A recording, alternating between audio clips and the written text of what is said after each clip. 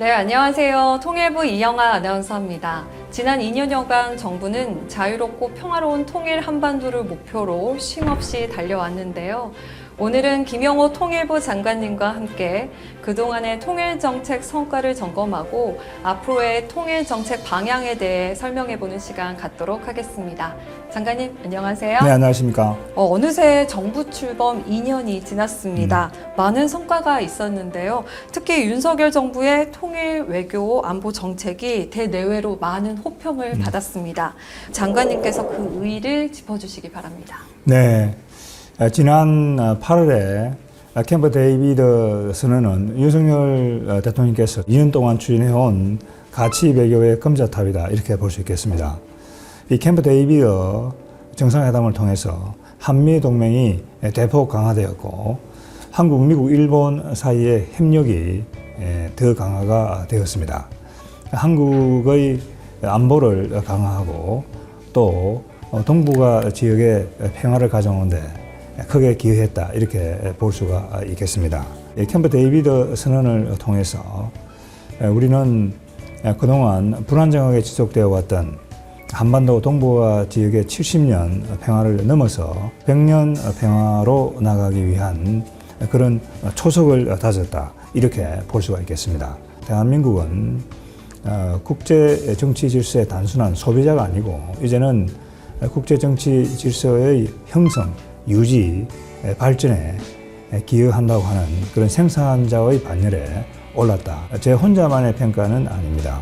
이 캠프 데이비드 선언 이후 한국과 영국 사이의 다운인가 그 합의에서 또 한국 네덜란드 정상회담에서도 캠프 데이비드 선언을 대단히 높이 평가하는 그런 입장이 발표가 되었습니다. 특히 얼마 전 커트 캠벨 미 국무부 부장관은 이 캠프 데이비드 선언을 통해서 한미일 협력 체제가 강력하게 구축된 것은 윤석열 대통령의 역할이 매우 컸다. 노벨 평화상감이다, 이런 평가를 했습니다. 그만큼 이 캠프 데이비드 선언을 이끌어내는 데 있어서 이 윤석열 대통령의 역할을 미국과 국제사회가 높이 평가하고 있다고 하는 것을 알 수가 있습니다.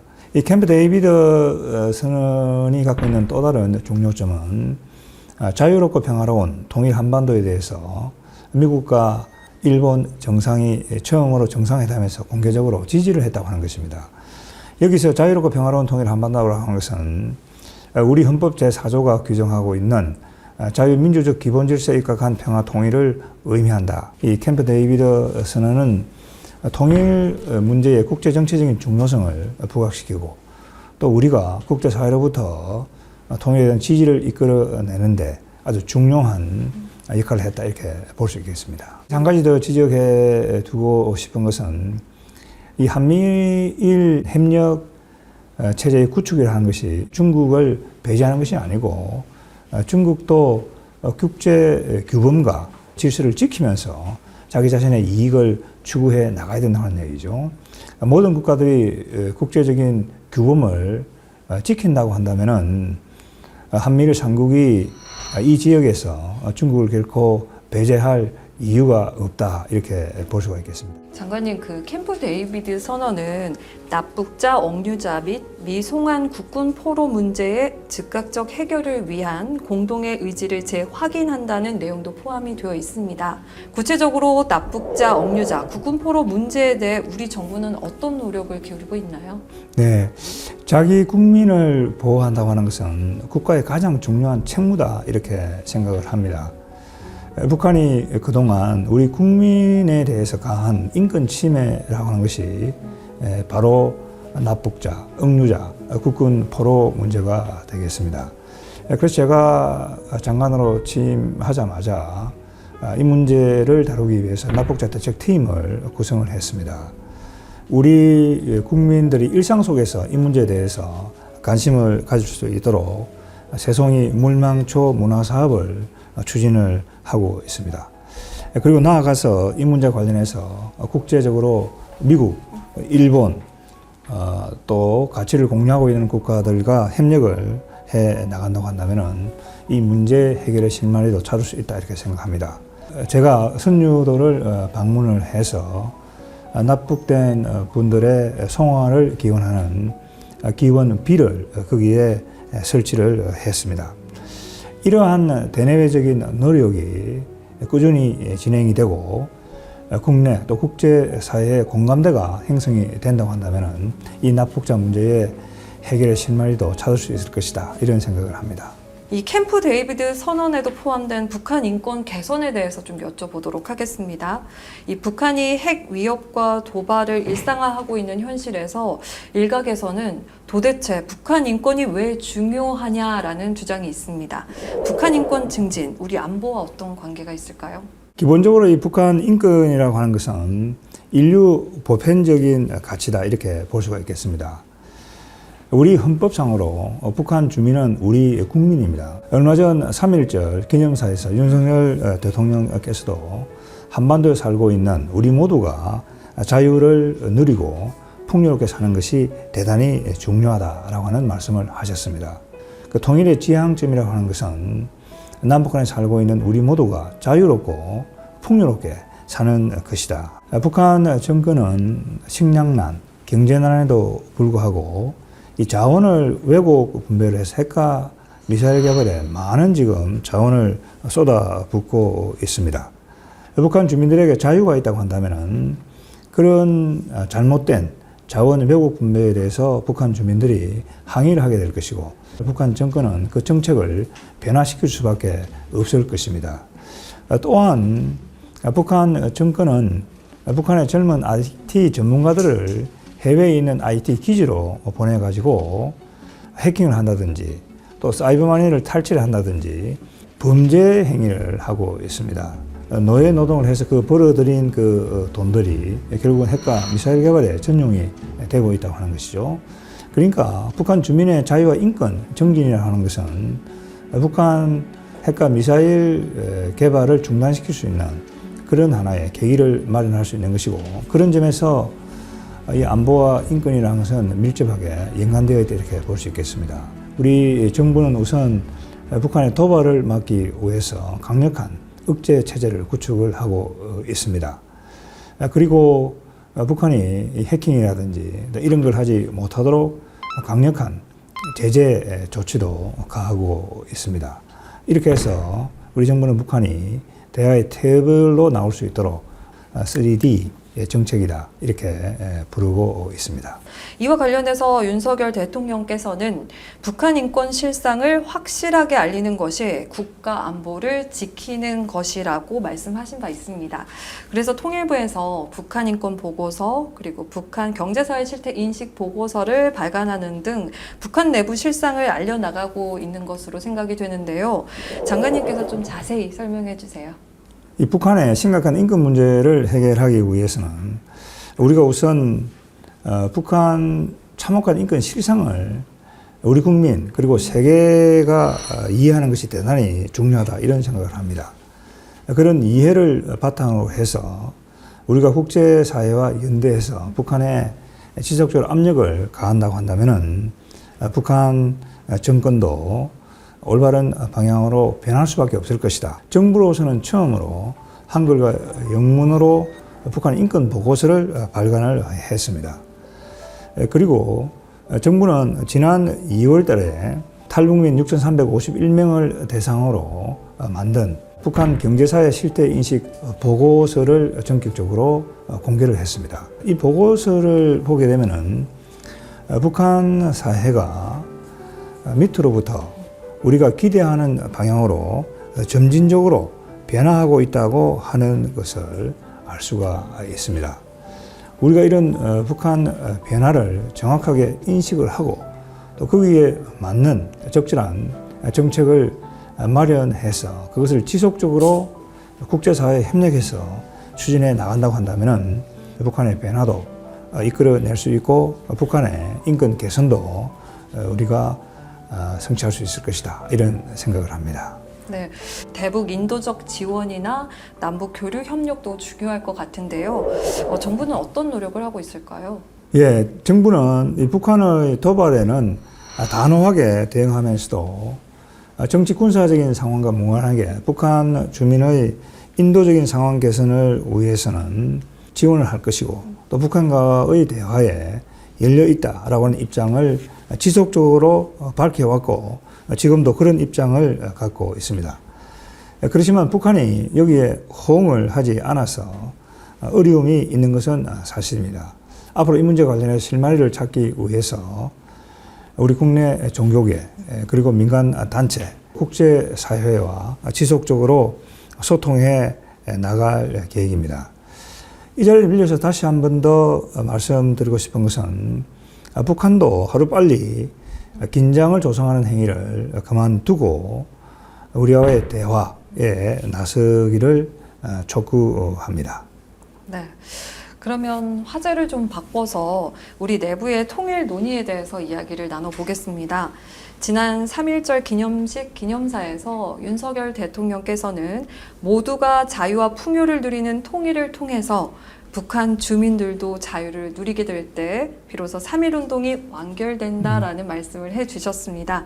장관님께서는 대통령 3.1절 기념사가 대단히 중요하고 또 뜻깊다고 말씀하시면서 후속 조치로 새로운 통일 담론을 마련하겠다고 말씀을 해주셨는데요. 그 취지와 배경이 어떤 걸까요?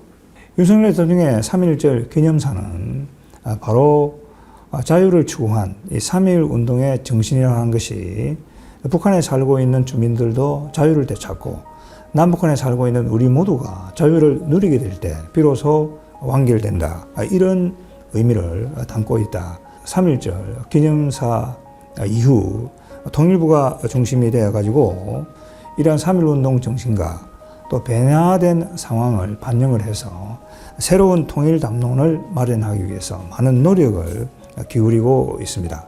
올해는 1994년 발표된 민족 공동체 통일 방안의 30주년이 되는 그런 해이기도 합니다. 그동안 이 통일 방안은 우리 정부 통일 정책에 나침반 역할을 해왔습니다.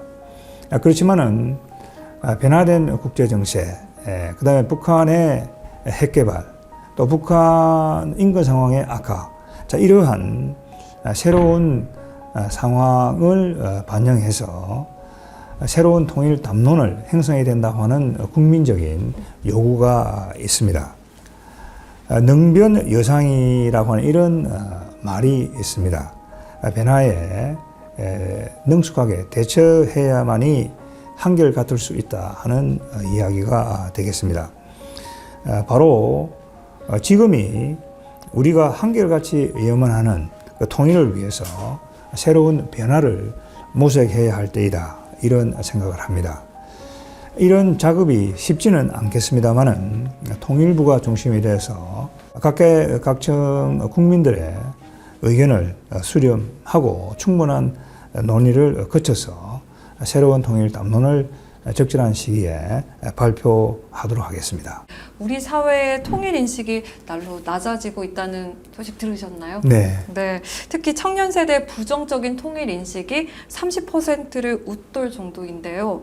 아무래도 통일 미래를 책임지는 청년들은요, 통일에 따른 정치 사회적 혼란, 또 막대한 경제적 비용에 대한 걱정이 클 것 같습니다. 장관님께서는 이 문제에 대해서 어떻게 생각하시나요? 충분히 이해가 갑니다. 지난 수십 년간 북한은 우리가 북한을 돕기 위해서 많은 애를 썼음에도 불구하고 적반하장격으로 우리를 향해 핵 위협을 하고 도발을 계속하고 있습니다. 최근에 북한은 또 민족과 통일마저 부정하는 그런 반통일적이고 반민족적인 그런 행태를 보여주고 있습니다.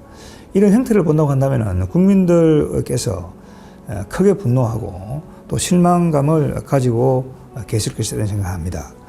그리고 이 통일 문제와 관련해서 통일 비용을 과도하게 책정하거나 또 통일 비용의 어떤 부정적인 측면을 강조하는 이런 점들이 우리 국민들의 통일 인식을 저하시키는 그런 하나의 요인이다. 통일이 된다고 한다면 인구도 거의 8천만 명에 육박하는, 또 영토의 크기를 본다고 하더라도 프랑스와 독일에 준하는 그런 위상을 갖게 됩니다.